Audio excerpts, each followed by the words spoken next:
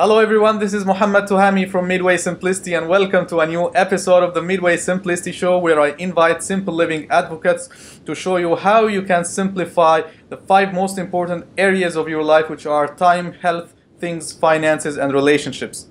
And today my special guest is Kathy Gottberg from smartliving365.com. She is a published author and writer for over 25 years. And she is passionate about helping people create a meaningful, sustainable, and rewarding life. In fact, the SMART term has a meaning beyond what we think of being smart. So I will let Kathy to describe this for us. Welcome, Kathy. How are you? Very good. Thanks for having me, Tahami. Thank you. So tell us about Smart Living 365. How did you start this, and what was the transformational point that led to that? Well, I've been doing writing for quite a long time. And then about 6 years ago, my husband and I really got really involved with the green and sustainable. I started writing lots and lots of articles of sustainability.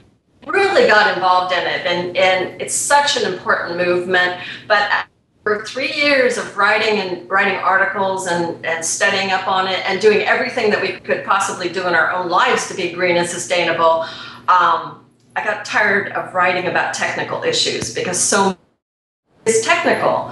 And I thought what I really want to be doing and what I really think it's going to take to transform the planet in a green and sustainable way is for us to change from the inside out, our heart and our souls and our minds, obviously. So I thought, let's come up with something that incorporates that in a way that's much more holistic. So smart living is kind of the evolution of that. And SMART, as you alluded to, is an acronym that stands for sustainable, that's the S, artful, responsible, and thankful. And I figured with those five overriding topics, everything that I write about will fit. Yeah, so it's sustainable, meaningful, artful, and responsible and thankful. Wow. Thankful. That's great. Yes. Wow.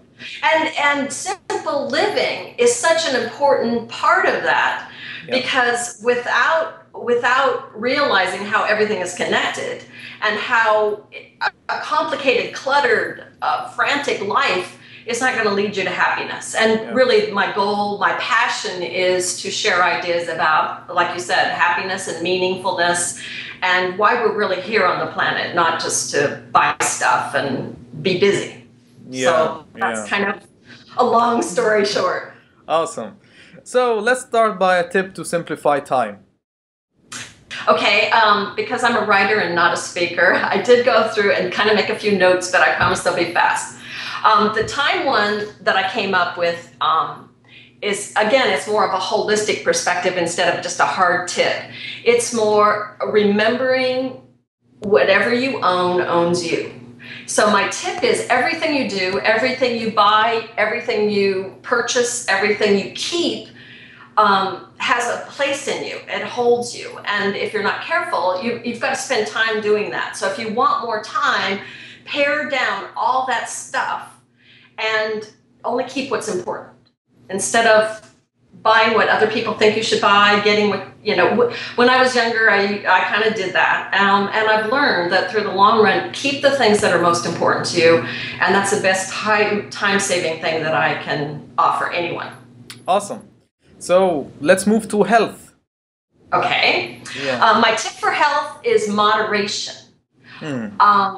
That's something I've learned over the long haul. It's like I don't believe in really extreme examples. I know some people in minimalism and simplicity go to the extreme. That's one reason why I was drawn to your show and to your blog is the idea that you do realize that most people aren't going to go to the extremes. They are interesting, but the truth is most of us need to walk the middle path. And if we do the middle path, most of the time we will find more than enough satisfaction and make plenty big enough changes. So I'm not against anything. I'm more, let's be moderate about it. And that'll actually take care of your body and your soul and your mind.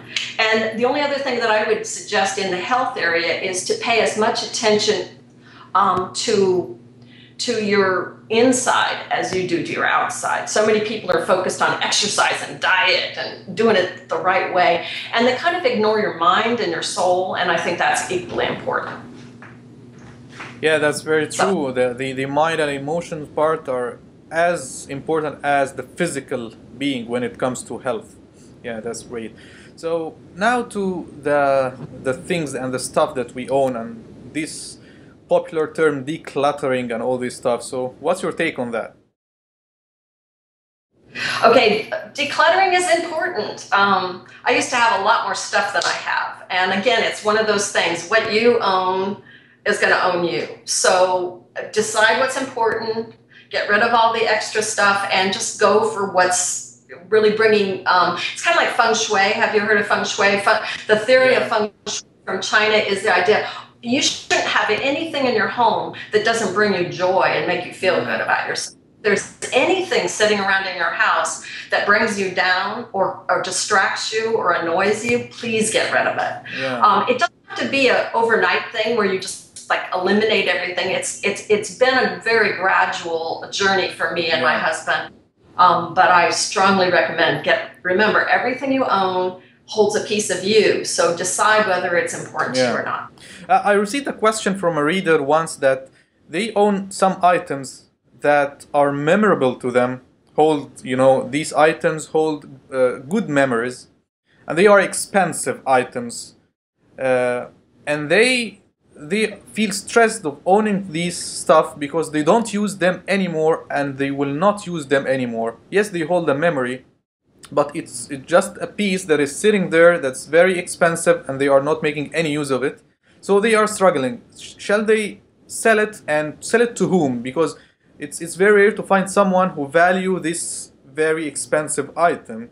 They don't want to sell it cheap and to anyone who doesn't really value this piece, and at the same time they don't want to keep it and not making any use of it.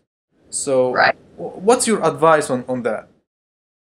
Well, again, I think it goes back to everything you own owns you, and you're attached to it. So if something has extreme value to you and you can't just give it away, especially to somebody who can use it a lot more than I mean, some people have clothes.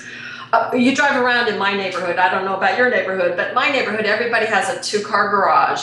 And a lot of people park on the street because their garage is full of stuff.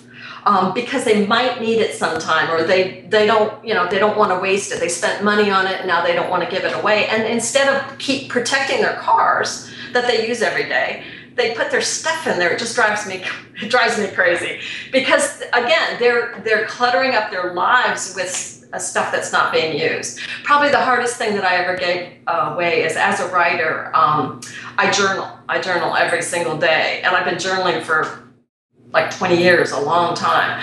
And I went back and I had rows of journals. And it's not like I go back and read them, but I had them and I knew they were there and they were part of me.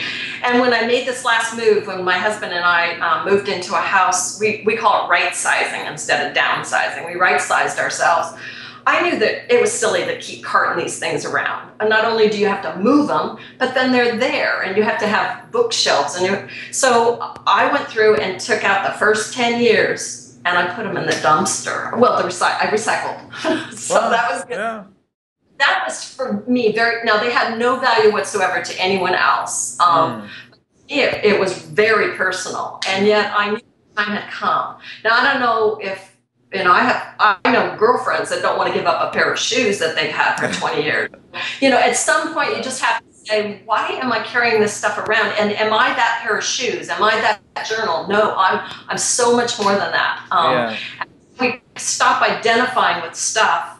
That's what people in my opinion, have a hard time decluttering, is they're attached to stuff instead of recognizing what the true value of who they are. Yeah.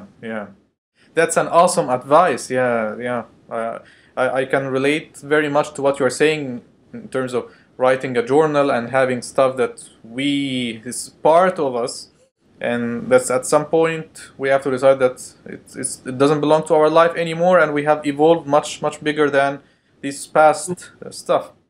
So let's move to finances. Okay. So how to simplify our finances? I think finances are one of the most rich, that's kind of an interesting word, way of decluttering or simplifying your life.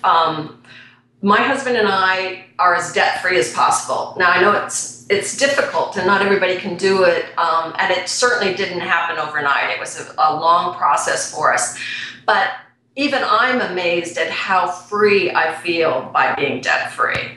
Our culture, the US culture at least, it promotes this idea of using other people's money and using credit to buy more and be more and all this stuff. And it's a trap. It really is a trap because, again, everything that you do has a price. It has a spiritual or mental coin attached to it.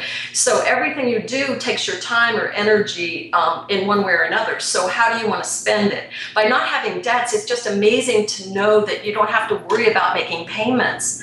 And that is so liberating. So my highest advice to everyone would be to go as completely debt-free as possible.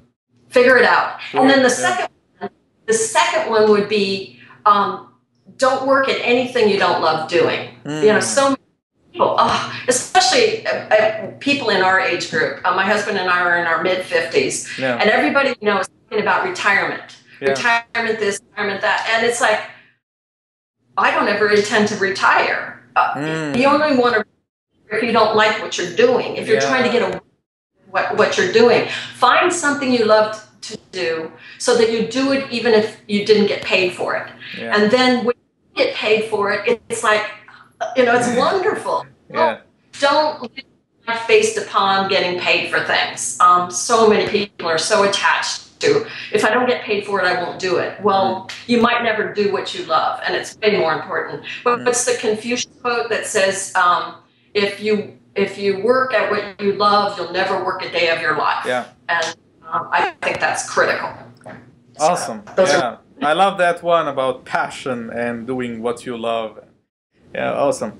So moving to the final part, which is relationships. And you have an awesome relationship with your partner, Tom.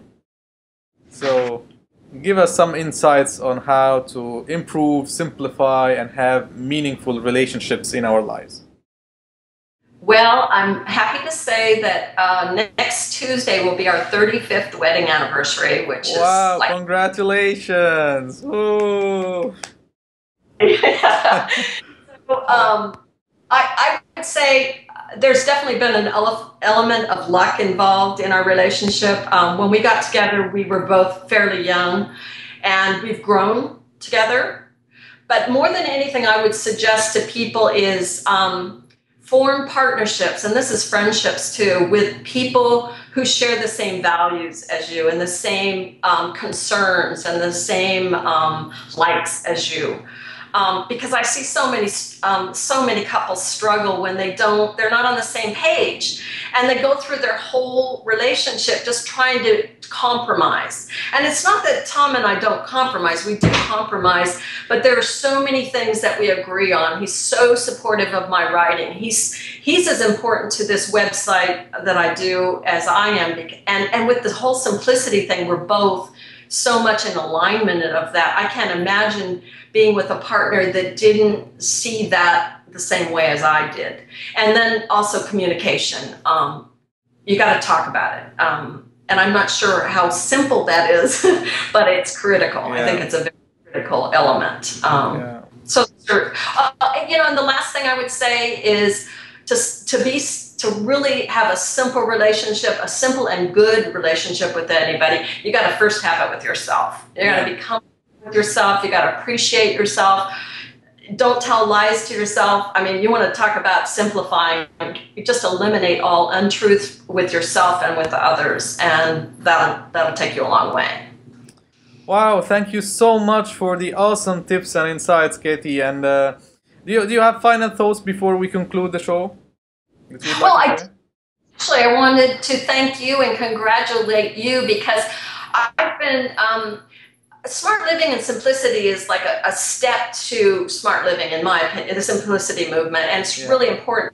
So many people out there are going not so many people, but a lot of people are taking the simplicity and the minimalism to extremes. And I think I think it's so beneficial for so many people, but they might get turned off if they hear something that's too extreme. So I think you're offering, a unique perspective that's very cool. And I also love the video idea because it's a way of communicating that not everybody not everybody wants to sit down and read a blog post or whatever. Yeah. But they might be interested in seeing a video. So I don't think anybody else is doing it, and I think it's a really cool thing to do. So congratulations on that, and I appreciate you making the invitation and inviting me here, and hopefully, we can continue our friendship. Thank you so much. It has been an honor and pleasure to have you on the show today. Thank you so much. Welcome. Take care. Bye.